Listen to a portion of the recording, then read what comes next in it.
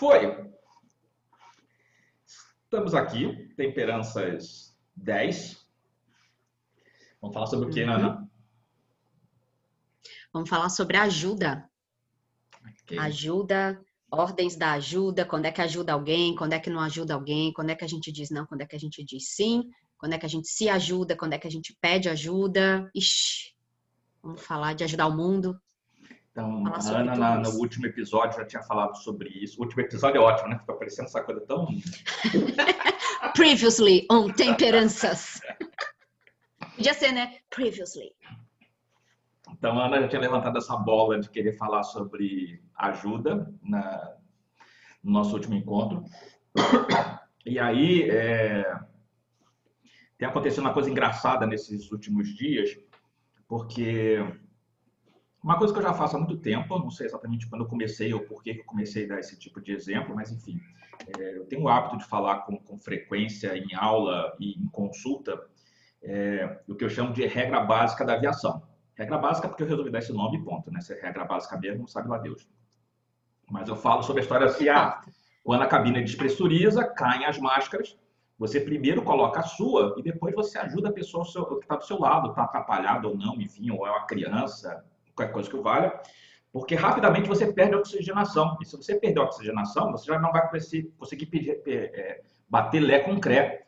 Então você precisa garantir o seu até para você ser capaz de ajudar outra pessoa. Porque se você está lá, assim, é meu filho, ou é uma pessoa que eu gosto muito, eu vou nessa ânsia de tentar ajudar a pessoa que está atrapalhada, eu começo a entrar em parafuso também, e se bobear, morrem os dois. Então, eu sempre gostei de falar sobre isso e enfatizar, né, que isso não é uma questão de egoísmo, mas é bom senso, né, uma coisa de ordem absolutamente prática. E aí, enfim, então isso faz parte do meu repertório, das coisas que eu repito com alguma frequência. E aí, no final de semana, eu tive aula, né, no meu curso de formação, e aí foi dado esse exemplo com dois professores diferentes, né, em dois períodos diferentes. Na segunda-feira, eu assisti a Ana falando sobre como os familiares de algum dependente químico, como é que ele lida com isso, enfim, em algum momento Célia ou Celina? Célia, né? Célia. Célia. É que a gente chama ela de Celinha. A Célia Moraes, é. Então, em algum momento, a Célia falou a mesma coisa, né? Citou mesmo, deu uma referência. E aí, na terça-feira, eu estava assistindo um vídeo do João da Mata, muito bom. Eu cheguei a compartilhar lá no meu perfil do Facebook. Facebook é ótimo, né? Mas Facebook. Facebook, É né? porque a gente estava falando de aula de inglês Pois agora é, antes estou de abrir falando a de inglês, câmera. aí veio. Aí a gente está assim, Facebook. E aí, e aí também o João deu esse exemplo, né? Então, eu falei assim, cara, isso aqui tá batendo direto, né? Então, até eu botei lá agora falar Instagram também, né? Tipo, No Instagram. mas aí botei lá também, aí a foto, né, da máscara e citei, né? Não nem elaborei muito isso, mas tipo assim, olha, tá vindo tanto para mim e eu começo a entender por quê, que vai que serve para mais alguém também, né? E aí foi legal, né? Que algumas pessoas Uhum. até me responderam por direct, tipo, cara, que bom, não é isso mesmo, né? Eu vi que a imagem foi compartilhada em outras páginas. Enfim, Uhum. quando a Ana perguntou, vamos falar sobre o que mesmo? Eu falei assim, já está pronto, né? Já estava engatilhado e vem meio que reverberando aqui para a gente tocar nesse assunto. Eu acho que a gente segue meio por caminhos diferentes, então eu sei que a Ana vai falar bastante Uhum. sobre toda a parte da constelação, e aí eu É. tenho outros pitacos também, né? Vamos ver como é que a gente soma aqui e constrói É. uma coisa bacana para vocês.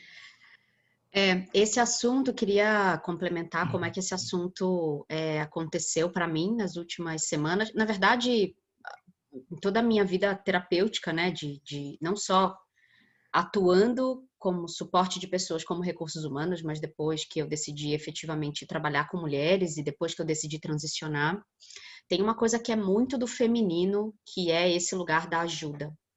Esse lugar do se dar, do se doar, de fazer primeiro para o outro e depois para mim. Isso é bonito, né? Isso, inclusive, religiosamente, do ponto de vista dogmático, isso é construído. para ser assim. Então, aquela mulher abnegada, que coloca o filho acima de tudo, que não sai dali para nada, quer dizer, todas as imagens e todos os arquétipos que a gente olha sobre esse feminino doador, esse feminino que esquece de si, esse feminino que daí começa a se chamar de generoso, e etc., dedicado ao mundo, dedicado ao outro, e as imagens, quando a gente olha para Madre Teresa, olha para algumas figuras masculinas também, que se aproximam muito do feminino, do ponto de vista de sensibilidade e delicadeza. Sim. Se a gente pensa em Chico Xavier, se a gente pensa, né, em Dalai Lama, os atributos femininos muito presentes ali, principalmente o da caridade, e esse entendimento de caridade nesse senso comum, aí eu vou fazer o recorte brasileiro, esse entendimento da caridade, que é essa coisa do dar dinheiro pro asilo, ajudar uma criança de rua, quer dizer, tá sempre nesse lugar do prover algo e não do ensinar para construir autonomia, né? Então a gente precisa separar um pouco essas coisas. E aí, quando eu venho para consultório, tanto em grupo quanto em atendimentos individuais, o que eu vejo são mulheres extremamente sobrecarregadas com o texto de eu tenho que cuidar do meu pai, eu tenho que cuidar da minha mãe, eu tenho que fazer isso para o meu filho, ou eu tenho que fazer isso para o meu companheiro, para minha companheira, eu tenho que responder isso para o chefe, e assim por diante, sem entender que a gente não tem que nada, né? Se a gente olhar do ponto de vista de prisma de responsabilidade, a gente olha para filho menor de idade. Sim. Ponto. Né? Todo o resto é uma condição. Por Rafael, condição. que está aí por perto, né? Tipo assim, se toca.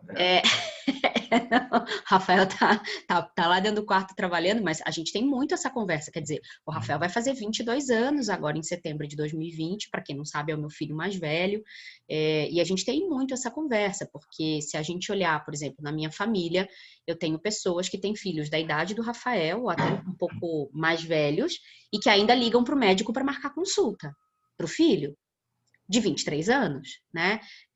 E aí, quando a consulta precisa ser desmarcada, a secretária liga para a mãe e é a mãe que resolve. E é a mãe que precisa penar para tirar o filho da cama às 8 da manhã, porque a consulta é às 9. Quer dizer, é um filho de 23 anos. Então, o quanto a gente infantiliza ou quanto a gente acha que essa ajuda fortalece, quando na verdade enfraquece. Esse é o grande gancho do que eu quero trazer da metodologia da constelação, porque eu acho que o Hellinger foi, dentre outras coisas, foi muito feliz em organizar 5 ordens da ajuda, que é como se fosse um roteirinho para ajudar a gente a tomar a decisão de ajudar ou não. E aí, muitos casos que eu vejo em consultório, do tipo, não sei por que meu irmão não vai para frente, eu dou tudo. Dou a faculdade, pago o curso de inglês, paguei intercâmbio, tem celular bom. Esse menino tem tudo, não vai para frente. Pra quê, né? E aí eu olho para a pessoa e digo, talvez ele não vá para frente justamente porque ele tem tudo, ou porque você dá tudo. E que lugar é esse de mãe que você está ocupando? Aí, às vezes, o argumento é que a mãe morreu. Aí você fala, não importa. O lugar é sempre dela. Então, as pessoas, em geral, um grande entendimento que a gente precisa ter sobre a metodologia da constelação é que uma das primeiras coisas importantes da gente fazer uma autorreflexão é: eu estou no meu lugar na família? Ou eu estou ocupando o lugar de alguém? O que é isso? Minha mãe morreu, eu ocupo o lugar da minha mãe, inclusive para o meu pai. Ou meu pai e minha mãe se separaram e eu ocupo o lugar do meu pai para minha mãe. Ou o lugar da minha mãe para o meu pai, ou o lugar da mãe do meu irmão, ou o lugar da mãe do meu sobrinho. Então, ou o lugar de esposa do meu irmão, então, ou o lugar de irmã mais velha, sendo que eu sou a irmã mais nova. Então, tudo isso traz desequilíbrio para o sistema, enfim, de muitas formas. E aí, uma outra coisa que eu queria comentar também é essa ajuda que vem com o nome de ajuda, mas que, na verdade, pode estar, vou chamar de mascarando, mas não no mau sentido, tá? Mas mascarando e trazendo um lugar de fuga para a pessoa não olhar para ela mesma. Mau sentido mesmo. Tem que jogar na cara. Não, mas não no sentido consciente. Mascarando assim, eu não vou fazer isso aqui porque eu vou fazer isso aqui, né? É isso mesmo. Nesse lugar a pessoa é tão bem vista porque ajuda todo mundo, as pessoas doentes, as pessoas velhas, as mulheres que têm filho, as crianças. É mais fácil se ocupar com os outros do que ocupar consigo mesmo, né? Então... Isso. E aí a própria vida vai entrando num lugar de não olhar, de não resolver, de não se apropriar, né? De não agir, quer dizer, e aí a própria vida vai para um lugar que não necessariamente seria o lugar que aquela pessoa gostaria, porque daí chega num lugar que você fala, nossa, que bosta, cheguei aqui, né? Mas estava muito ocupada com outra coisa. Por quê? E isso eu vejo bastante acontecer, inclusive hoje de manhã aconteceu. É muito comum as pessoas se arrebatarem por casos muito tristes. Eu vou chamar de muito tristes, tá bom? Tá. O que são os casos muito tristes? Casos de doença, casos de tentativa de suicídio, de desespero. E eu não estou dizendo que esses casos não devem nos comover, né? Que esses casos não devem mexer com a gente. Mas é muito interessante como, por não saber lidar com o próprio sofrimento, a gente corre para tirar a outra pessoa do dela. Muitas vezes, por não conseguir tirar a gente do nosso próprio sofrimento, eu decido que eu vou tirar a pessoa daquela situação. Então, hoje eu tive um caso de uma pessoa bem próxima que me acionou para dizer, olha, eu tô com uma amiga que a filha tem HIV há 3 anos e tá pensando em suicídio e não quer fazer terapia, não quer fazer nada. Você atende ela de graça para mim porque ela não tem dinheiro? Aí eu respirei, olhei para minha vida, e a minha vida nesse momento não dá conta de assumir um caso desse, tá certo? Nem remunerado, que para mim não é essa a questão, tá? Mas eu encontrei um caminho. Falei, olha, tem uma pessoa que é muito mais habilitada do que eu para isso, para casos de trauma severo neste nível, tá certo? Para terapia de manutenção. Ela está disponível para gente pelo IPFEM. Então, vamos ver se ela não cede mais um horário para atender esse caso. Vamos conversar com ela. Se eu não fosse uma pessoa treinada, porque isso é treino. Isso não é evolução, não é nada disso. Isso é treino, né? Se eu não estivesse treinada, eu cederia ao meu primeiro impulso servidor, porque, além de feminina, eu tenho o lugar do servir muito forte. Eu cederia ao meu primeiro impulso servidor de achar um horário, nem que fosse 3 horas da manhã, para atender a menina.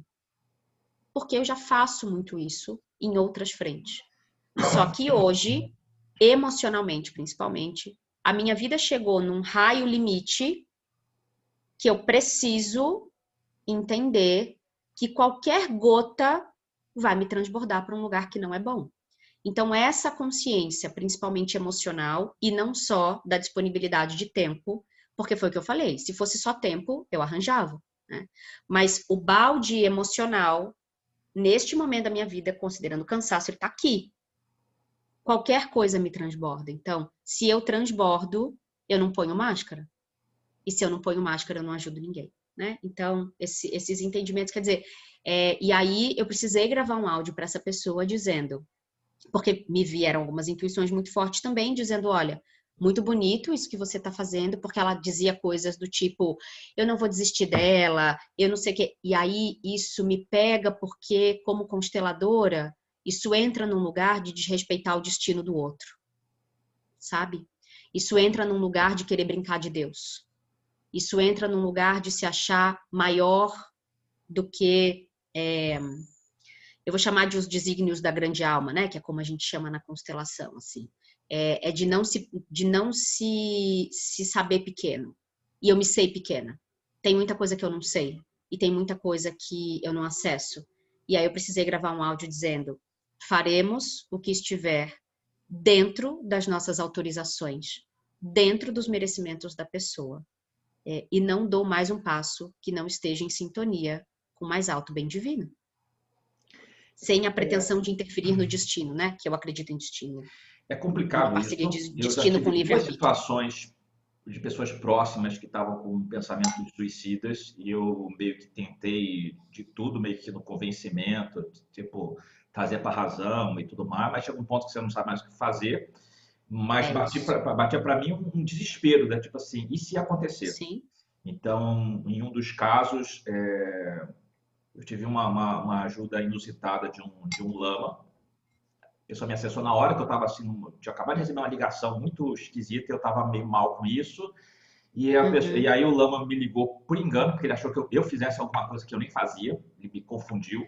Eu falei assim, Por engano, bem entre aspas, né? aí eu Porque meio nessas horas não tem que engano. puta, se fudeu. Agora você ligou na hora que eu tava realmente precisando falar com alguém. E aí ele me deu uma. E aí foi um lugar desse exatamente do tipo respeita.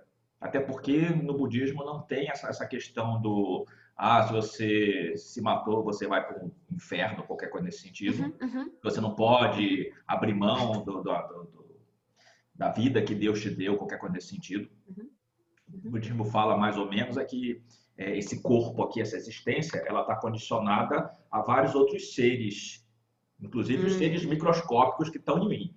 Então, se eu aborto esse processo, eu tenho um compromisso aqui com esse rolê, mas assim, é isso ok, aí. né? Eu arco com os meus compromissos. É exatamente por aí que Então vai é um o pouco pensamento isso. espiritualista. Quando setembro, geralmente, tem a coisa do setembro amarelo, né, que fala sobre isso, Uhum, os suicidas, né, as pessoas que têm inclinação para a prevenção uhum, do suicídio.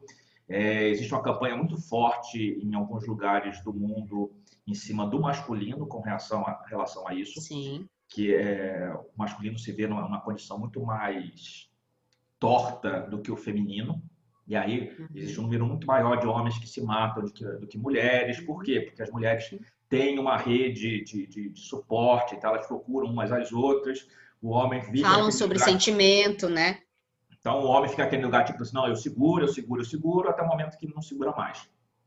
Isso aí. Então, eu escrevi uma vez para o Papo de Homem, tem lá um artigo meu falando sobre isso, né? Como você perceber se de repente tem alguém por perto de você, de repente um ambiente de trabalho, de repente um amigo, e como é que você pode acessar essa pessoa para conversar, e como é que você meio que conduz uma conversa, enfim. Uma coisa bem preliminar, mas do tipo, estou aqui contigo, você não está sozinho, um pouco por Uhum, aí. E eu lembro que na época que eu escrevi esse artigo, eu tive muita crítica, porque muita gente veio lá na parte dos comentários, tipo assim, se a pessoa quer morrer, o que você tem que se meter nisso? Então, é direito de cada um se matar, não sei. Aí vinha muita dessa fala agressiva, e o que eu questionava sempre é assim, tudo bem, a pessoa até pode ter a última opção, é dela, mas é uma questão de você trazer para um lado dentro do possível, você trazer alguma lucidez, porque a pessoa que está num sim. lugar desse, às vezes ela está adoentada, ela não está conseguindo pensar direito, ela não está conseguindo articular suas emoções, e aí pode ser uma coisa muito, tipo, depois que se matou, tipo assim, nem era isso, né? Tô Uhum, aqui tentando fazer uhum. graça de alguma coisa séria. Mas, então assim, dentro do possível, como é que eu posso ajudar essa pessoa da borda do É tipo, isso. o que está acontecendo? O que é isso? Porque às É vezes isso. a pessoa começa a falar com alguém e isso já dá uma descompressão. Sim. Ela Entra consegue ar, né? articular, né? Porque É, tem um lugar que a mente fica muito embrutecida na sua dor, na sua sim, desesperança, tudo. sim, sim. Então, mas É que a gente, é que sem querer a gente acabou levando, e que sim, bom que foi assim, né? A vai gente lá e acabou volta. levando o assunto da ajuda para o extremo, né? Para um extremo que é a pessoa quer tirar a vida, como é que eu ajudo, né? Mas acho que esse símbolo e essa imagem forte, ela pode ser aplicada para absolutamente qualquer coisa, porque para mim esse lugar tem a ver com é, é como se quem ajuda ajudasse a partir de um lugar do tipo, eu sei o que tem que acontecer e eu sei como tem que terminar. Nesse caso do suicídio não é tirar a vida. E eu vou fazer você entender isso, e eu vou te mudar, e eu vou te convencer, e etc, etc. Essa imagem serve para tudo, né? Quando a gente está Serve, falando porque de ajuda. no ponto do discurso da sua amiga e tudo mais, é esse lugar do que eu sei que é melhor para você, eu sei que é melhor para ela, eu sei que é melhor para Isso, qualquer outra pessoa, né? isso, Então, isso. e aí entra num discurso muito onde esse amor também é um amor adoentado, Sim. porque aí Tá falando de apego, né? A sim, gente porque tá aí falando de eu apego. justifico o meu amor por você ou por qualquer outra pessoa que sim, e aí mãe faz isso com o filho direto, né? Então eu acho ótimo quando você é adolescente, todos os seus amigos reclamam dos pais, e aí de repente essa pessoa vira mãe, e aí vira essa pessoa que começa a falar, eu sei que é melhor para você, né? Enquanto você É estiver isso. na minha casa é assim, porque sou eu É que isso. mando, sou eu que te sustento, então Porque quando a gente vira mãe, implanta um chip na gente, gente. Implanta um chip com todas as falas, com todos os horários que o filho tem que cumprir, entendeu? É um negócio que eu falo umas coisas que eu falo, nossa, mãe, é você? Tipo, sensacional. Você se torna a sua mãe, cara. A máscara acabou de soltar ali Foi. do canto, tu sabe lá Deus o que Opa! é o sinal. É. Mas é esse lugar. E aí você vai falar sobre a questão da constelação, né, e toda essa visão Uhum, sistêmica. O meu olhar passa muito. Que hoje eu posso atribuir muito à visão haitiana, porque as pessoas falam muito do Reich só sobre a questão da sexualidade, mas Reich também fala muito sobre política. E quando você uhum, fala de política, você fala sobre expressão de poder. uhum. Então, essas micropolíticas de poder dentro dos relacionamentos são também extremamente complexas. Então, essas Uhum. determinações do que é certo e o que é errado, você ajudar quando a pessoa não está pedindo ajuda, sabe? Então, Sim, temos isso. assunto. Isso é, pois é, isso é muito comum porque, assim, tem uma outra coisa que eu quero falar antes de começar a falar da constelação, mas na verdade a gente já começou a falar da constelação. Vocês vão ver que não é nada muito, muito diferente do bom senso, assim, mas tem uma coisa que é assim: a pessoa te liga, aí ela te conta uma história. O que que 99% das pessoas fazem? Já dá uma opinião, né? Já engata ali né? E aí, anos atrás eu comecei a fazer uma coisa e eu comecei a perceber a diferença que causa na tomada de consciência de quem me liga. Então, vamos supor que a pessoa me ligou, me contou uma história do relacionamento, assim, assado e tal, não sei o quê. E aí eu ouço e no final eu pergunto assim: tá, o que é que você espera de mim? Você me ligou para quê? Você quer um conselho? Você quer que eu te diga o que fazer? Você quer só falar e eu só ouço e eu só acolho? Você quer fazer uma macumba? Você quer o quê? Né? Porque quando você liga para mim pode ter muita coisa, Você né? quer fazer uma culpa, tô aqui. Né? Você quer abrir uma carta? Você quer respirar? Não, geralmente eu paro nas perguntas antes da macumba, tá, gente? Você vai lá. Você ligou para mim para quê? Má, a maioria das pessoas fala assim, não sei. Aí geralmente o que vem junto eu só queria uma luz. Aí eu vou por um caminho que é assim: se você me ligou para eu te dizer o que fazer, você ligou para a pessoa errada. Porque eu só consigo saber o que fazer se for eu. Porque para assuntos de relacionamento, por exemplo, o meu jeito de interromper coisas é um jeito que não necessariamente outras pessoas estão disponíveis para tanto. Essa coisa de não stalkear, né, de parar de olhar e tal, principalmente nesse lugar desse tipo de interrupção. Agora, já ajo de outro jeito se eu sou procurada. Então, assim, tem tanto meandro nisso que eu não posso te dizer o que fazer. Talvez eu consiga avaliar cenários com você e você sente o que é que ressoa no teu corpo. Tem gente, por exemplo, que me responde: só quero que você ouça. Tá bom? Tô aqui. Por que essa pergunta é importante? Por algumas razões. A primeira delas, na minha visão, eu sou a pessoa utilitária do fazer e do resolver. Ou eu existo num problema a caminho de resolvê-lo, ou eu não existo no problema. Para mim, é tão simples quanto isso, né? Ótimo. Quando chega um negócio para mim, eu já quero resolver. E eu já encontro os caminhos. E a vida inteira meio que foi assim, né? Com as pessoas que chegavam, e mesmo quando eu não era chamada, mesmo quando eu não era acionada e tal. E aí você vai começando a entender que isso traz um cansaço, que isso traz uma dependência, que isso traz uma não construção de autonomia da outra pessoa, né? O que para o ego é ótimo, porque você fica sendo a pessoa referência de resolver problema, você fica sendo a pessoa necessária, você fica sendo a pessoa amada muito mais pela utilidade do que efetivamente por quem você é. E se, no meu caso, eu tenho uma alta disponibilidade de energia e uma disciplina muito grande, eu consigo dar conta de muita coisa. Muito bem. Depois que eu comecei a fazer essa pergunta, e muita gente respondia, não sei, eu respirava muito fundo e eu dizia, então, quando você souber, você me liga de novo. Porque para eu te ajudar, precisa ser do jeito que faz sentido para você, não do jeito que faz sentido para mim. Porque eu já perdi 150 mil reais investindo em coisa para resolver coisa do meu jeito. E não resolvi, porque aquela coisa não podia ser resolvida do meu jeito. Entende? Então, precisa diminuir o ego um pouquinho, né?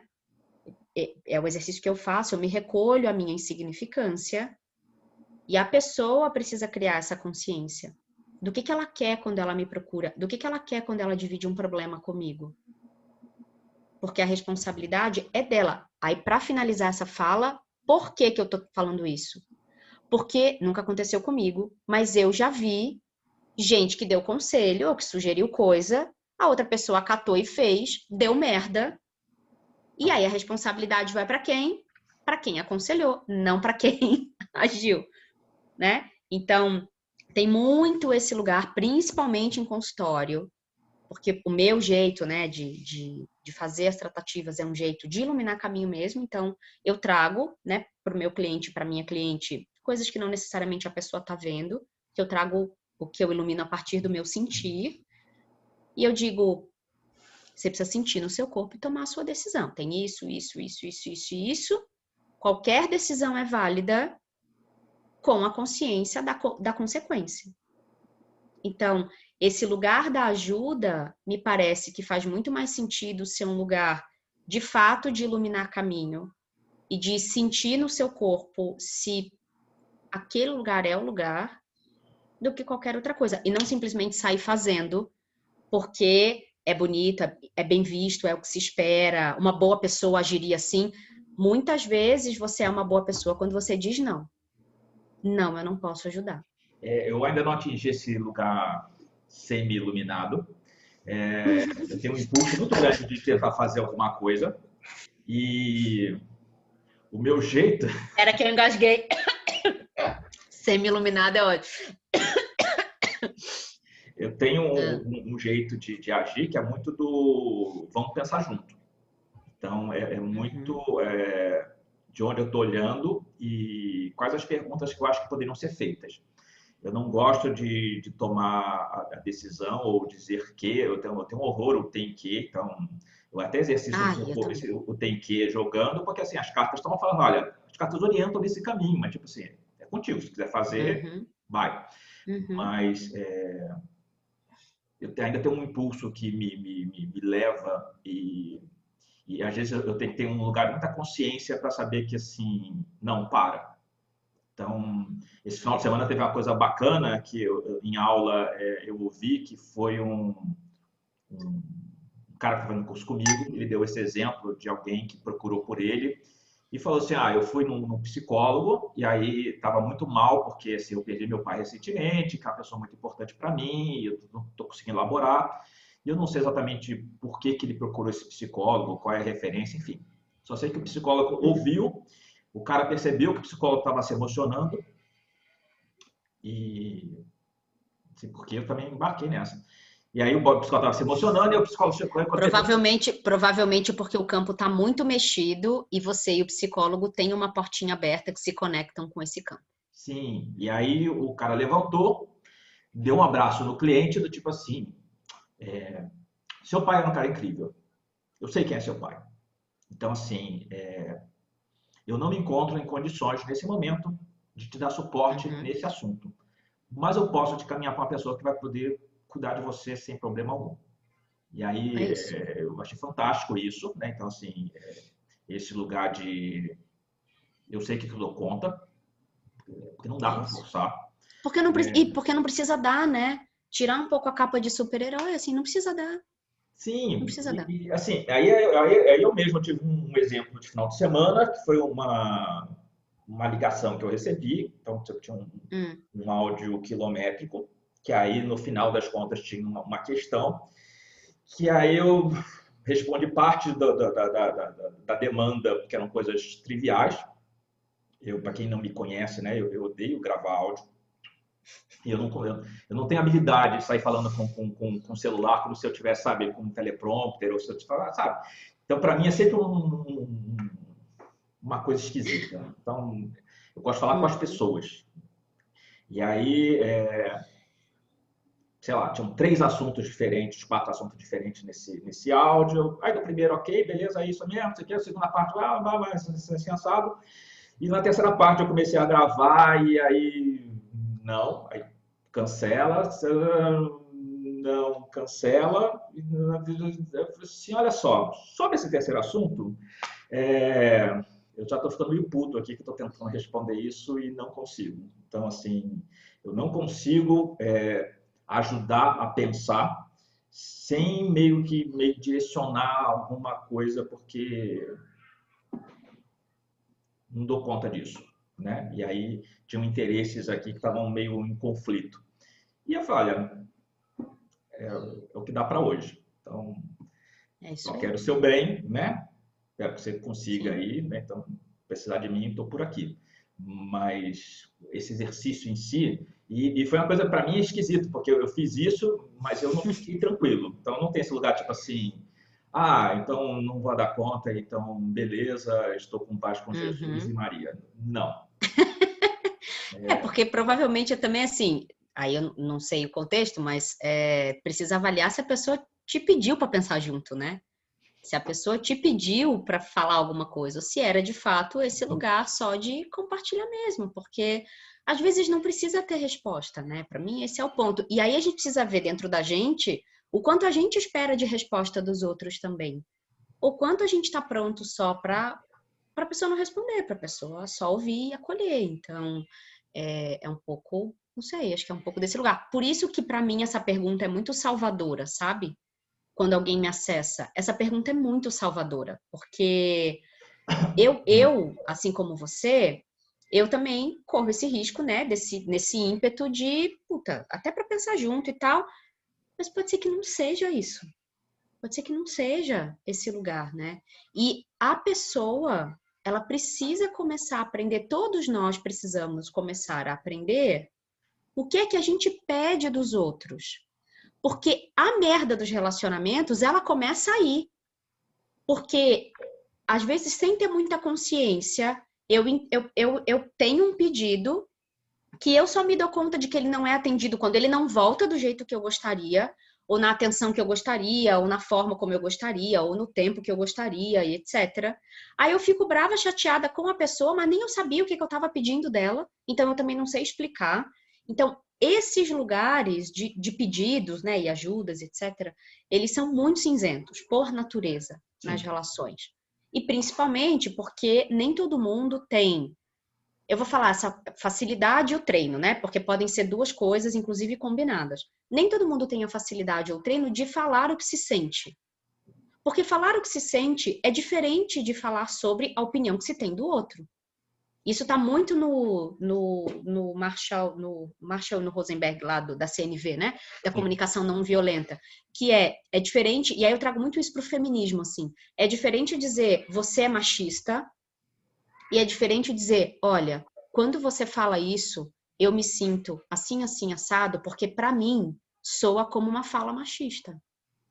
Eu acho super Me divertido atravessa. isso, porque CNV é coisa de, sei lá, dos últimos 2, 3 anos, alguma coisa assim. Ah, um pouquinho mais antiga, vai. Tá, Na mas assim, moda é mais recente, mas é um pouquinho mais antiga. pois é, mas assim, eu vou falar de 30 anos atrás, 25 anos Hum, atrás, hum, o pessoal da antiga vai lembrar do Gerente Minuto.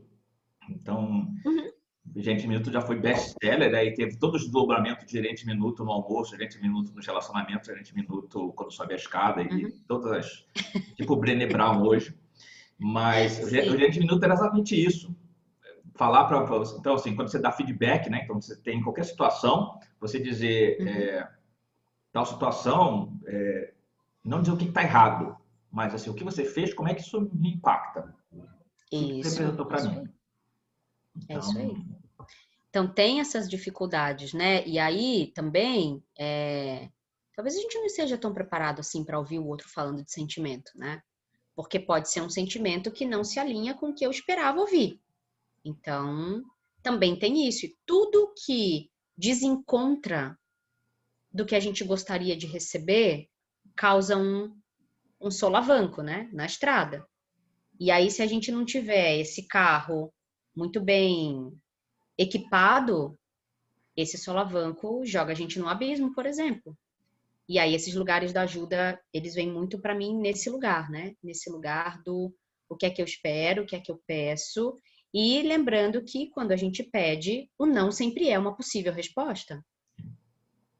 Então, eu vejo acontecer muito isso com o assunto dinheiro, né?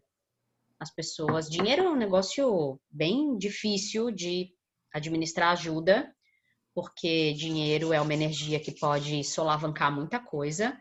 E eu já disse alguns nãos para pedidos de dinheiro, bem específicos, mas no passado, assim, bem específicos. Porque eu olho para o pedido e penso, se essa pessoa não honrar o compromisso, eu dou conta de honrar sem querer cortar a cabeça dela? Sim. Sem querer fazer ela sofrer? Não, eu não dou conta. Então, para evitar um mal maior, eu pago o boleto agora. Porque para mim é só sobre isso. É fazer meio uma análise de risco, assim, sabe, na cabeça. Tipo, para evitar um problema maior e eu ter que cortar uma coisa maior, eu prefiro interromper na semente. Ah, mas a pessoa vai ficar chateada. Bom, aí tem, né? Cada um com o seu Não lugar. dá muito para administrar o quanto que as pessoas vão ficar chateadas ou não. É isso aí. É bem por aí. Tem uma coisa legal que eu acho no budismo, que, por exemplo, quando se fala sobre relacionamento, o budismo não tem, tipo, os 10 pecados, mas tem os 5 preceitos básicos. E um desses preceitos básicos é sobre má conduta sexual, que apesar do nome, é um pouco mais amplo do que isso. Uhum. Mas, basicamente, o que você fala sobre má conduta sexual, primeiro, se for literalmente falar sobre sexo, todo sexo precisa ser consensual. Se não for, você já está totalmente errado, beleza? E a outra coisa é você evitar que outra pessoa sofra. Ah, mas como é que você pode fazer com que outra pessoa não sofra? Você pode fazer que a outra pessoa não sofra sendo o mais correto possível com você e com ela. Ponto. Uhum. Se ainda assim a pessoa sofre porque aí vem, né, o pedido que não foi atendido, paciência, mas não faça com que esse sofrimento seja esse sofrimento poderia ser evitado. Então, do tipo, Sim. quando eu não dou resposta para alguém sobre o que eu estou sentindo, ou quando eu fico cozinhando alguém, sendo que o sentimento não está ali junto. Ou quando eu sumo. Nossa, você quer me matar e sumir, meu Deus. Pois é. Então, Isso aí. situações como essa, eu já tenho, inclusive, aí eu me metendo na vida dos outros, né? Que são situações, assim, às vezes de amigos que falam assim, meu casamento já acabou. Tá, e por que você está sustentando isso? Assim, assado, e assim, eu não procuro mais a minha mulher, não tenho menor mais interesse com a minha mulher, mas assim, eu saio por aí meio que catando, ou vivendo relações por fora, ou simplesmente porque eu transo com pessoas. Então não tem nem criando nenhum vínculo por fora. Cara, isso é tão errado, né? E não é errado no ponto de vista moralista. É assim, o que você está fazendo com essa pessoa que está morando lá com você que não sabe? Total. Que um dia você amou, né? Que um dia você foi apaixonado e que essa história precisa ser honrada. Enfim. A gente podia fazer uma temperança sobre términos, né? Términos de coisas, assim. Acho que seria muito legal, né? Sim. A gente fazer um temperança sobre términos. Eu vou anotar Temperanças aqui. 13. Boa, boa.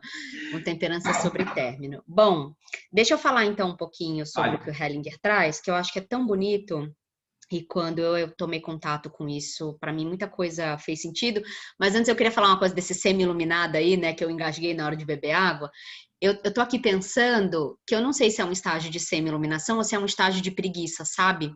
Porque tem uma coisa na minha vida que eu venho observando. Eu joguei pra cima, não sacaneia agora, né? Tipo, Não, eu vou sacanear agora assim, sabe por quê?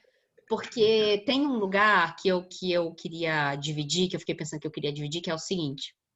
Como eu sou muito fazedora e muito disponível, como eu disse, é muito comum que a minha vida seja muito cheia de coisas que eu decido colocar nela, né? Então, é muito comum que eu olhe para um projeto e eu queira fazer sempre o melhor e o mais sofisticado e o mais cheio de detalhes e que eu explique, porque tem muito para mim esse lugar de enxergar tudo que pode ser feito do melhor jeito possível, e eu sou muito detalhista, então eu sempre tive isso assim na minha carreira e na minha vida, né? Muita complexidade, muito conteúdo, muito embora eu consiga performar num lugar de simplicidade. Mas tornar as coisas simples, assim, ou ir comendo as coisas por pedaços, é um negócio que é um aprendizado relativamente recente para mim, dos últimos 5 anos, por exemplo, né? Então, eu digo assim, esse exemplo que eu dei é muito um exemplo de, peraí, eu preciso mesmo fazer isso? Ou eu preciso mesmo fazer isso desse tamanho? Que é que nem quando chega tem aquela piadinha, né, do filho que chega e fala assim, mamãe, o que é virgem? Aí a mulher passa meia hora explicando tal, virgem, a mulher que não namorou, blá, blá, blá, blá, blá, e de repente a criança fala, tá bom, o que é extra virgem? Que ela leu o azeite. E aí, assim como essa pergunta da ajuda, para todo mundo que é mãe, principalmente de primeira viagem, eu ensino uma coisa. Eu digo assim, ó, toda vez seu filho, a sua filha te fizer uma pergunta, e se essa pergunta for muito, assim, ou esquisita, ou entrar naqueles terrenos difíceis de explicar para uma criança, Pede contexto, só para ter certeza. você vai olhar para a criança e vai dizer, de onde vem essa pergunta? Sim. Porque daí você entende de onde vem essa pergunta, e às vezes a coisa é mais simples do que tem na sua cabeça. Sim. E você não põe o carro na frente dos bois. Só que esse é um aprendizado relativamente recente para mim. E aí eu comecei a fazer um pouco essa brincadeira dentro da minha cabeça. Será que eu tô ficando meio preguiçosa? Meio, não. Então agora no IPFEM, né, que você tá comigo no projeto do apoio terapêutico, a gente está oficialmente com 1.979 pessoas em algum estágio do processo. Se eu fosse pensar que as 1.979 tem que ter atendimento individualizado semanal, eu não ia conseguir ajudar ninguém. Sim. A hora que eu desenvolvi um jeito de separar por gravidade e de montar grupos com mais fala, com menos fala, grupo de mais aprendizagem, mais de aula, eu consigo entregar alguma semente para as 2.000. Eu não fico presa nas 59 que estão em atendimento individual. Eu impacto 2.000. Não do meu jeito profundo, assim, com psicólogos, neuropsicólogos, porque talvez não precise. Existem outros caminhos. Então, o IPFEM, para mim, é o grande lugar de realizar a simplicidade. Eu diria isso, sabe? Sim. Porque você olha de fora e você acha super complexo o que eu estou fazendo, que as pessoas falam, nossa, e de fato está dando um trabalhão pensar e articular e operacionalizar tudo isso, mas o que as pessoas precisam saber é que isso vem de um exercício de simplificar coisas e de não tornar complexas, né? Então, acho que a ajuda, ela ganha uma grande parceira, que é a simplicidade, assim. Não sei, pensei agora nisso, que eu acho que faz sentido. Porque é ir no ponto. Então, Uhum, volta lá para o primeiro passo que você falou, né? Então, o que você quer de uhum, mim? uhum. Às vezes a pessoa não sabe o que é. Então, se a pessoa também não sabe o que é, fica tudo. Não dá para você tentar cavucar e tentar descobrir o que a pessoa está querendo, porque se nem ela sabe. Exatamente.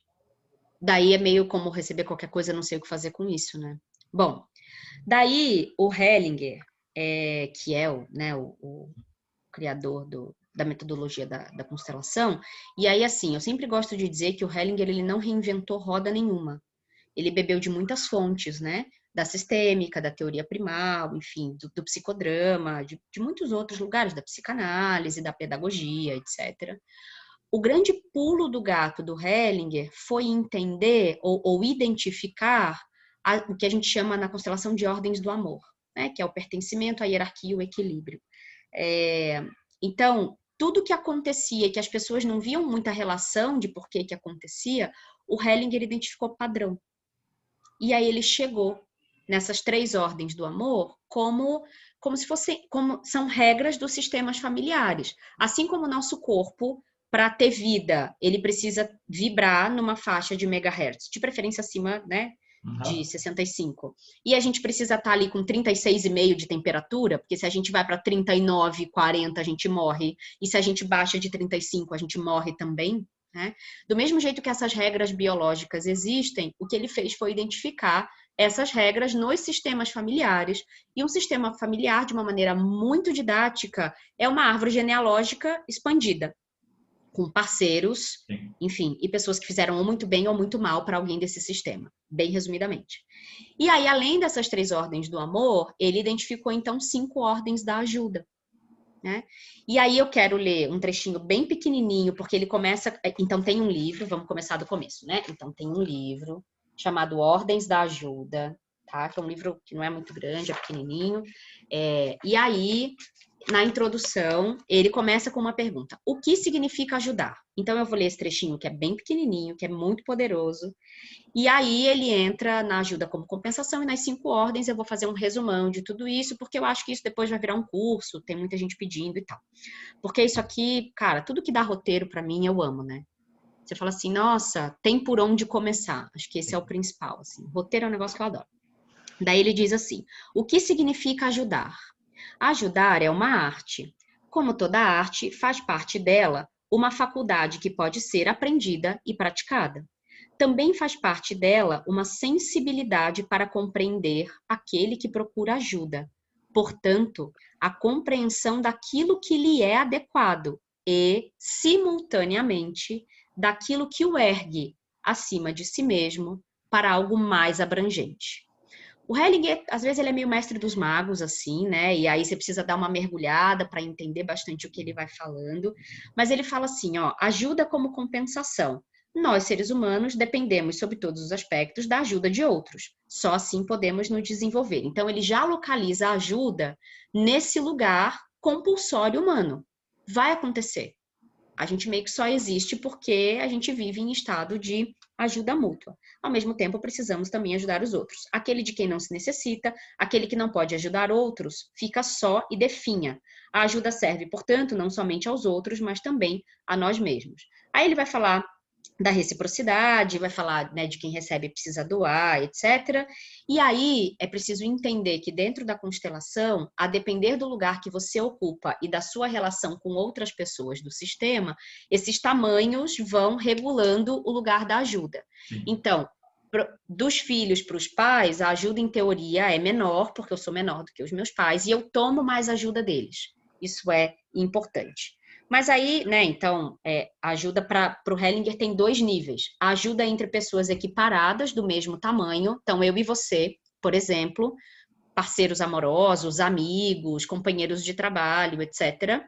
E um outro nível, que é o nível de diferença de tamanho. Eu para os meus pais, eu para os meus filhos. Para os meus filhos eu ajudo mais, para os meus pais eu ajudo menos. Bem resumidamente, tá? Então, esse dar, esse tomar, etc. Aí ele vai assim, ele vai falando assim. A primeira ordem da ajuda. A primeira ordem da ajuda consiste, portanto, em dar apenas o que se tem e somente esperar e tomar o que se necessita.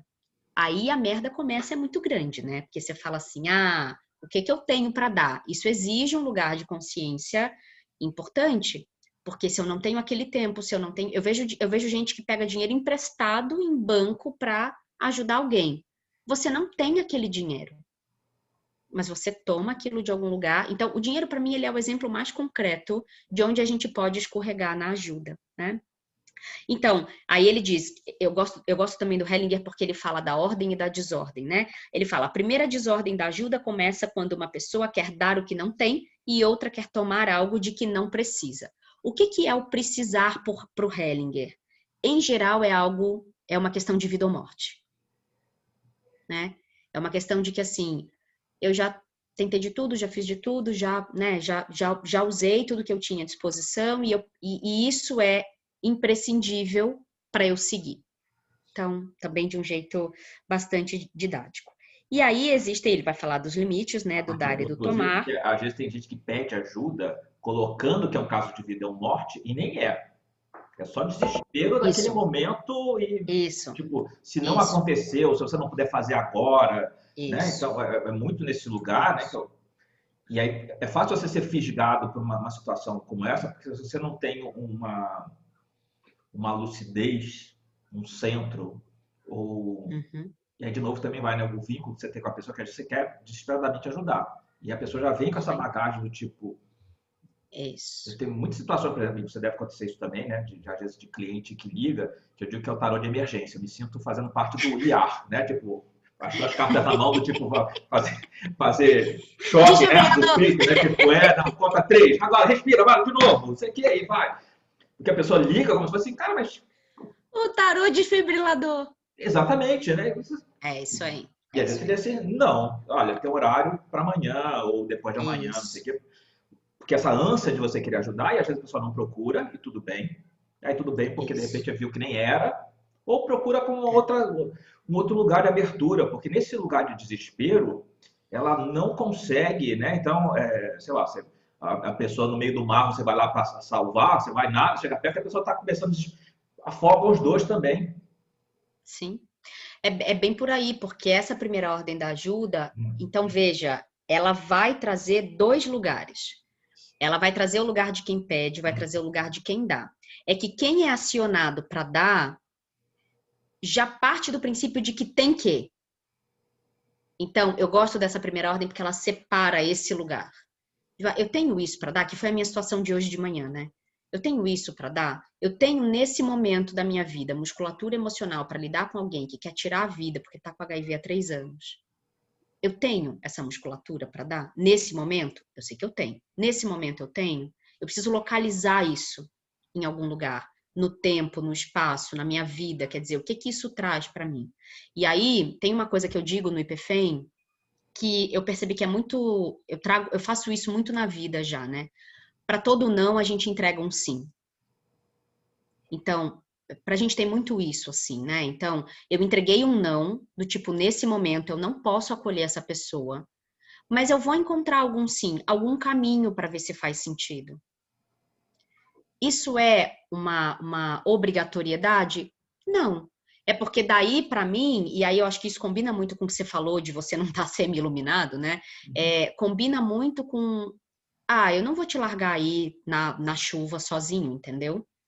Eu vou te iluminar algum caminho e eu vou estar aqui, né? Então, ontem eu atendi uma pessoa que foi demitida, enfim, eu sei que está com uma condição financeira não tão boa, eu atendi sem cobrar, e aí chegou no final, eu falei, olha, então, daqui para frente, né, a gente deu uma iluminada nas coisas e tal, então daqui para frente você saiba que eu estou aqui como rede de proteção, mas nós não vamos inaugurar um processo, porque você já tem todas as ferramentas dentro de você.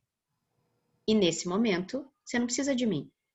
Você vai andar sabendo que eu tô aqui embaixo. Sim. Precisou, a gente aparece. Manda lá o coisa dos Thundercats, né? Lembra dos Sim. Thundercats? Manda lá o sinalzinho do gatinho. É, Exatamente. Aí aparece a Chitara. Eu sempre era a Chitara. A tigrezinha que tinha uma vara, sabe? Uma varinha mágica. sim.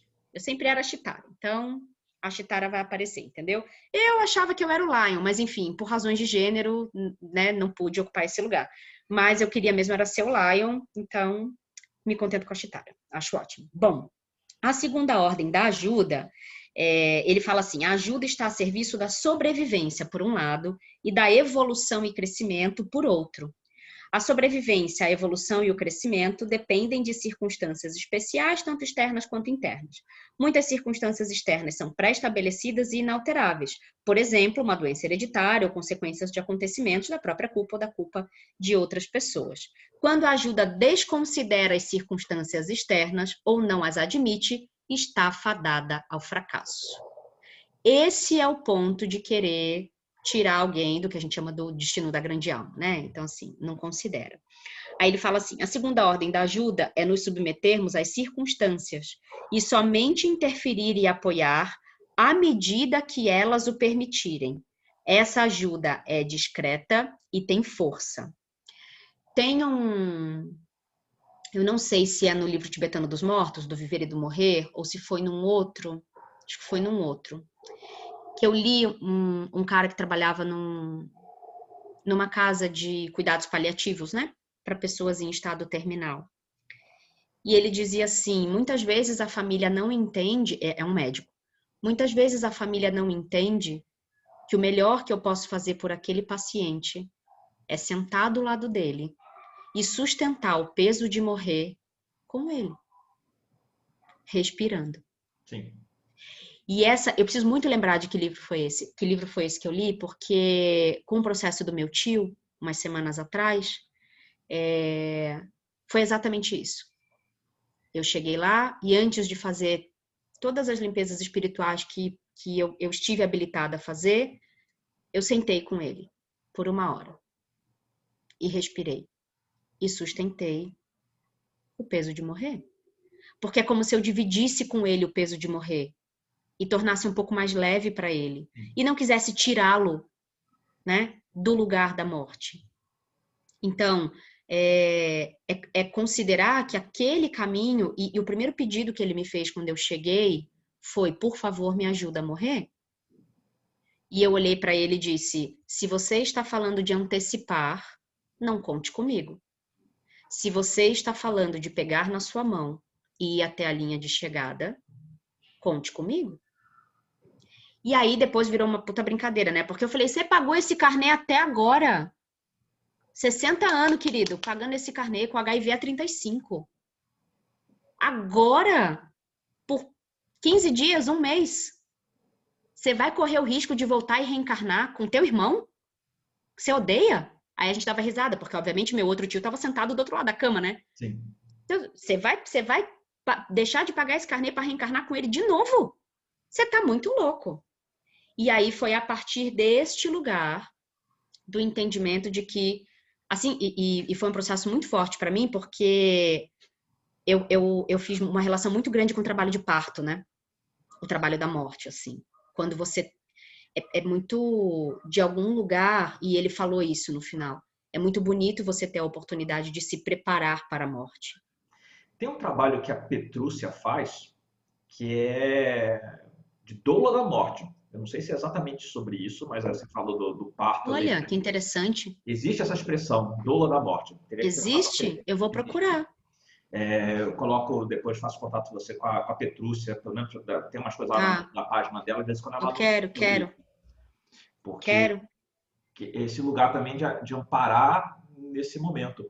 Eu aprendi Isso. isso muito cedo, né? Exatamente sobre isso, do tipo, que às vezes a pessoa está sofrendo e aí você pede para poder, né? Pede a Deus para você, leva logo. E aí eu lembro de uma pessoa espiritual que falou assim, nunca faça um negócio desse. Tava meio que É isso mesmo. dando uma dica para uma outra pessoa, né? E eu estava ouvindo. É isso Não, mesmo. porque assim, é ir até o final.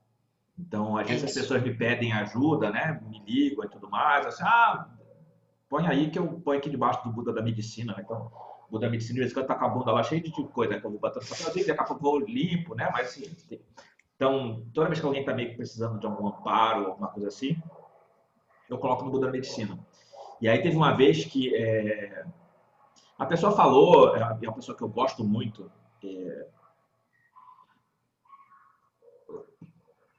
enfim, eu entendi que ela estava falando, mas não deixa de ser uma sacanagem, né? Porque ela falou assim, ela estava com uma tia muito mal, e eu falei assim, e ela não acredita muito em nada, eu falei, se quiser, quero. Aí eu fui e botei lá no Buda Medicina. E aí, em algum momento, teve uma outra situação que ela também comentou, se você quer colocar no Buda Medicina, ela assim, não, porque da outra vez que eu pedi, a minha tia morreu logo depois. E aí eu falei assim, Hum. né? Tipo, é bênção também, né? Então, se ela estava num lugar de coisa e foi Exatamente. levada, porque a ajuda veio nesse sentido, né? Então, vamos poupar da dor, vamos tirar do Exatamente. sofrimento. Assim, ela tinha mérito, né? E eu não estou querendo dizer que eu tenha alguma intervenção sobre isso, né? Mas da maneira como eu penso, é assim, estava muito sofrida, muito complicado, já tinha alguma idade. E Uhum. aí, de repente, a partir de um determinado movimento, meu e provavelmente de outras pessoas também, ela foi Uhum. tirada desse plano, é Uhum. porque ela tinha mérito. Ou acabou mesmo o toque dela, né? Tipo, os toques, né? Tipo, Sim. ok, já foi. Como diz a entidade lá do terreiro, chamou a senha, né? Chama a senha, gente. Chama a É senha. isso. Pode, chamar a senha pode ser a melhor coisa do mundo, né? Ou por uma questão de mérito, foi lá meio que puxada assim, ah, então não precisa tanto não, então já tá bom. Sim, Ok. sim. E aí, essa segunda ordem, ela vai falar muito sobre esse lugar de considerar a circunstância que é mais forte. E aí, só para finalizar, um outro caso super rápido. Eu tenho uma amiga que é casada e esse marido tem uma irmã. E essa irmã tem um filho. E só que abraçou a maternidade de um jeito meio tortinho, né? E quem criava esse filho era a avó, a mãe dela. Só que a mãe dela morreu. E aí esse filho ficou para ela. Ela é a mãe, Sim. né? Enfim, o pai não se tem notícia, etc. O que que esse irmão fez? Tirou a guarda desse sobrinho da mãe e adotou como filho. O que a maioria das pessoas diz, nossa, que lindo, que ótimo, que tio incrível, que vai dar uma vida ótima para esse menino. Eu olho e acho ótimo que esse tio não deixou essa criança passar fome, porque não é sobre isso que a gente está falando, não é Sim. sobre largar de qualquer jeito e não ter compaixão nenhuma, não é sobre isso. Mas o que eu sinto e que a minha amiga uma vez conversou comigo e perguntou a minha opinião, e eu disse para ela: o que eu sinto é que vocês estão tirando dessa criança e dessa mãe a chance de evoluir, a chance de aprender, porque ela não veio mãe dele à toa e ele não veio filho dela à toa. Então, vocês desconsideram os contextos e na ânsia de ajudar, vocês estão atrapalhando. Mas é isso, a decisão pode continuar sendo a mesma, não tem problema. Né? Só me causa um pouco de mobilização interna, porque essa criança não tem como decidir, certo? Então, em algum momento, ele também pode olhar para trás e falar: putz, e aí, né? Enfim, então, considerar o todo, né? E aí ele vai falar da terceira ordem, né? E aí ele fala assim: muitos ajudantes, por exemplo, na psicoterapia e no trabalho social, pensam que precisam ajudar aqueles que procuram ajuda, como os pais ajudam seus filhos pequenos. Inversamente, muitos que procuram ajuda esperam que os ajudantes se dediquem a eles, como pais em relação a seus filhos, e esperam receber deles mais tarde o que ainda esperam ou exigem de seus próprios pais. Aí vou fazer só um parênteses rápido, quando Hellinger fala sobre a posição do terapeuta, do professor, principalmente, tá? E aí na pedagogia sistêmica a gente fala bastante sobre isso. A postura sistêmica é: eu sou a última a chegar nesse sistema. Sim. Então, eu me curvo a todos, eu honro esse pai, eu honro essa mãe, e eu me coloco neste lugar de pequena, na ajuda do pequeno, né? Então, enfim, é um lugar de ego bem forte, assim, de exercício muito forte, né? Principalmente quando você tá ali sendo... Eu nunca ouvi isso, ouvi de vários jeitos sutis, mas do tipo, ué, você não tá aqui para me responder? Né? Ué, você não tá aqui para me dizer... Não, né? Uma coisa é você querer que eu resolva, outra coisa é a gente pensar junto, como você trouxe, né? Aí ele diz assim: a terceira ordem da ajuda seria, portanto, que o ajudante também se colocasse como um adulto perante um adulto que procura ajuda. Com isso, ele recusaria as tentativas do cliente de forçá-lo a fazer o papel de seus pais. A desordem da ajuda aqui é permitir que um adulto faça reivindicações ao ajudante como uma criança aos seus pais, e que o ajudante trate o cliente como uma criança, para poupá-lo de algo que ele mesmo precisa e deve carregar, a responsabilidade e as consequências. Vou fazer um paralelo aqui. As pessoas que não são ajudantes por profissão,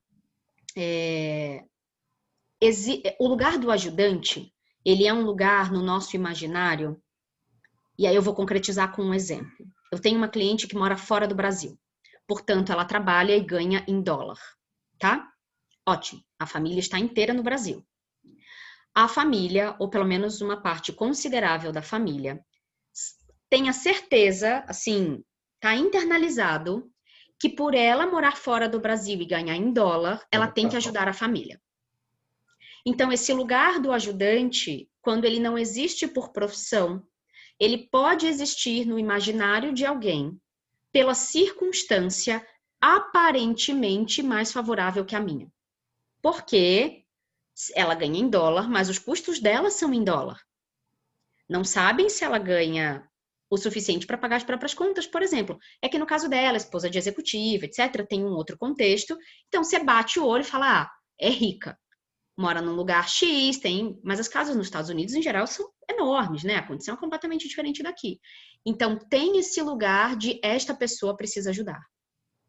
E aí, quando diz um não, porque percebe que tem ali uma folga, um abuso, ai, que coração ruim, que cristã ruim, porque daí tá numa religião que vai olhar para o lugar da caridade, né? Do lugar, para esse lugar sem fim, né? Que não esgota a ajuda, como se fosse uma fonte mesmo sem fim, que esse sim precisa existir. Então, para quem está vendo a gente, né? Para quem está ouvindo a gente, acho que vale pensar que lugares compulsórios de ajuda são esses, né? Que pessoas ocupam esse lugar para você? Ou se você ocupa esse lugar para alguém. Então, quando olham para mim, ex-diretora de RH e terapeuta, quando chega o tipo de pedido que chegou hoje para mim, a expectativa da pessoa é que eu diga sim o tempo inteiro e que eu tenha que ajudar.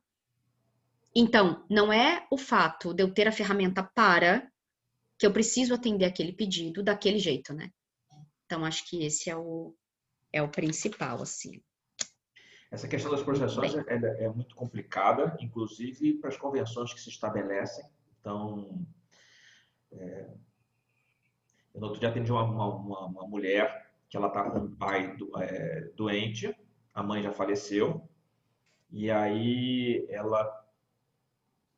cabe a ela tem uma obrigação de ajudar esse pai, porque esse pai está meio sem condições de autonomia, mas ela carregando um peso de consciência muito grande, porque esse pai nunca criou vínculo ao longo de algumas décadas. E como é que agora eu estou ajudando esse pai e eu me sinto fazendo isso por obrigação e não pelo amor, porque ele é meu pai? Então, você não tem que ter, né, uma coisa de cada vez. Então, assim, você está fazendo porque precisa, porque é um familiar e você pode ajudar, beleza. Agora, você fazer isso com amor profundo, aí é uma corda que, sabe, não se pressiona calma, né? para isso não, porque tá criando um problema onde não precisa ter. Calma, né? Meio nesse lugar, assim. Quando eu acabar aqui a quinta ordem, eu quero falar sobre o que não é ajuda, né?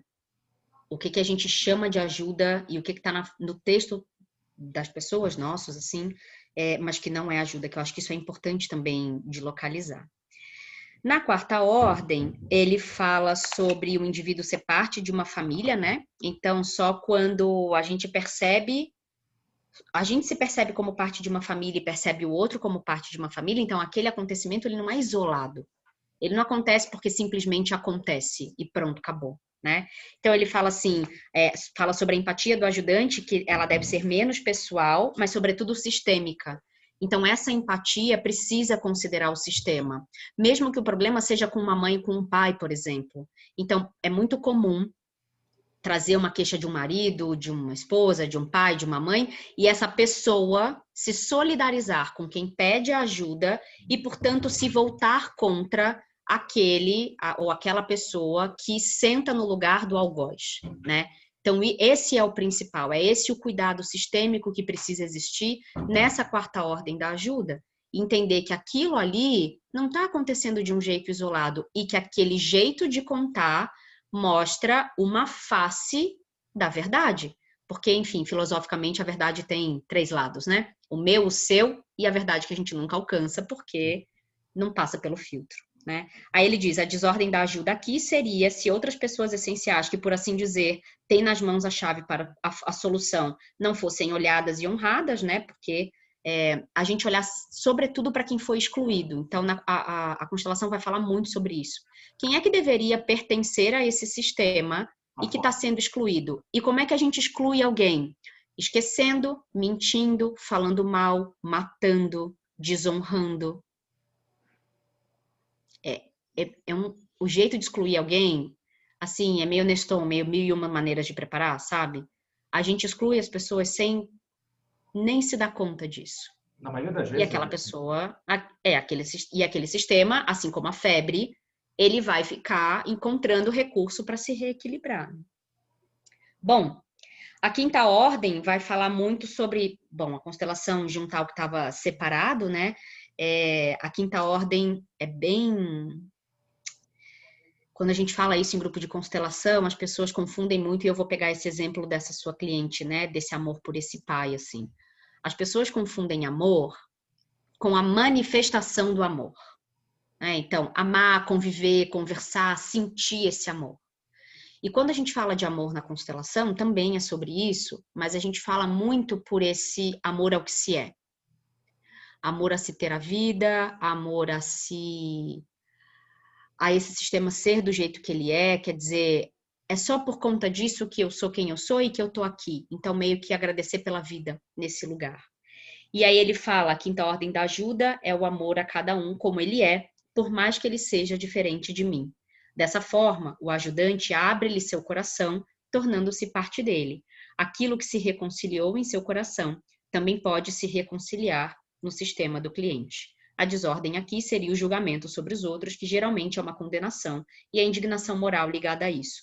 Quem realmente ajuda, não julga. Eu aqui gostaria de dizer que quem realmente ajuda silencia o julgamento. Porque não julgar não vai estar dando para estar entregando, entendeu? Mas é um você desses lugares silencia o seu de quase julgamento. iluminação. Eu ainda estou longe desse patamar. Exato, exato, exato. Então, claro que depois ele vai falar sobre a necessidade de uma percepção especial para você entrar nessas ordens da ajuda. Tem muito lugar do sentir, de sentir qual é o meu papel aqui, de sentir o que é que eu preciso entregar aqui nesse contexto. E aí, para terminar, aí não falando especificamente sobre constelação, mas sobre uma coisa que eu venho olhando bastante, é o que que não é ajuda. Então, é muito comum eu receber pessoas em consultório em transição de carreira e a pessoa falar assim: ah, é que eu quero ter uma profissão para ajudar as pessoas. Ou eu perguntar assim: o que você faz como profissão, como trabalho? Ah, eu ajudo as pessoas, eu quero ajudar o seu negócio. E aí eu falo: eu pareço a Márcia Sensitiva de vez em quando, falando: doida, sai daí! Eu digo: você não ajuda ninguém. Você oferece um serviço, entrega um resultado e existe uma troca nesse lugar. Por dinheiro, por outro serviço, que seja.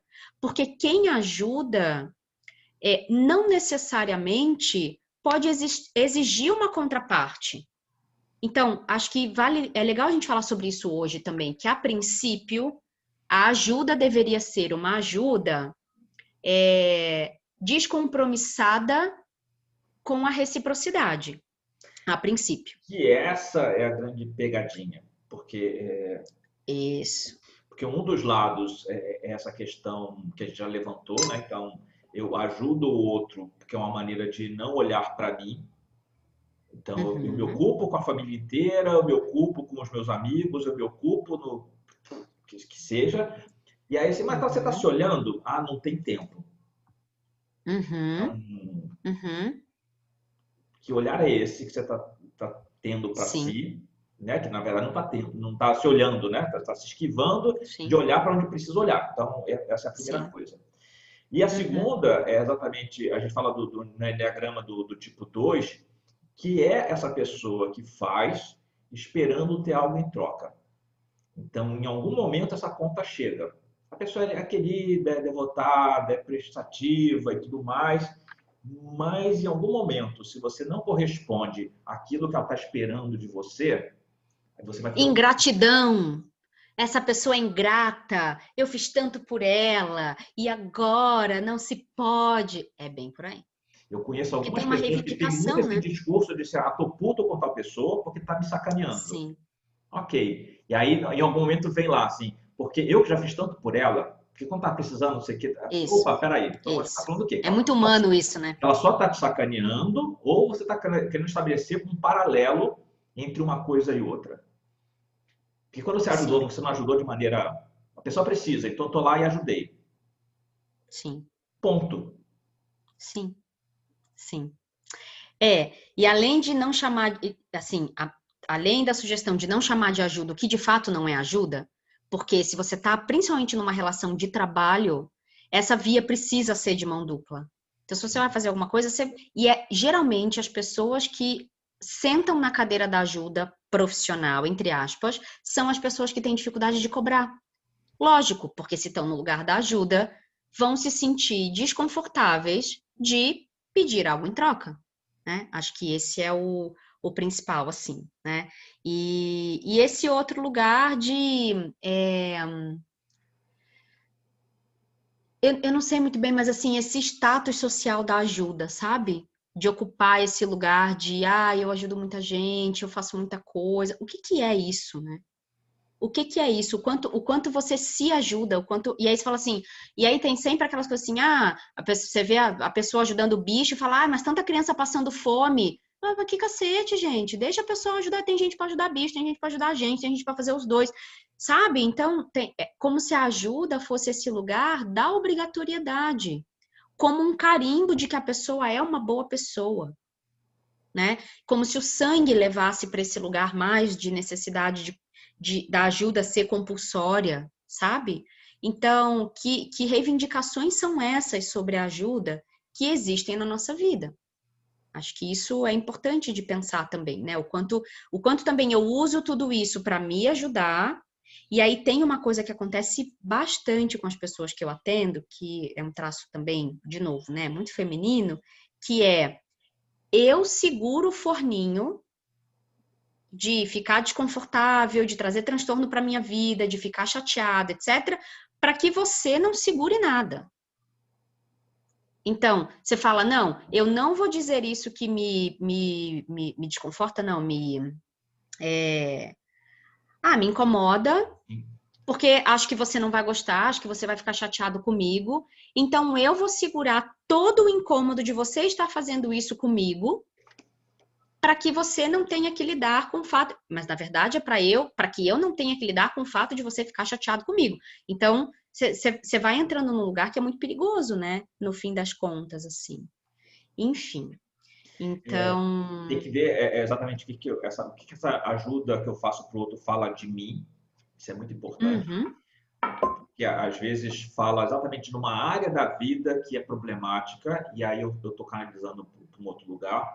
Eu já falei isso em algum uhum, outro encontro nosso aqui a respeito de tzedakah. Tzedakah é uma palavra hebraica que é traduzida como caridade, mas tzedakah fala sobre fazer justiça.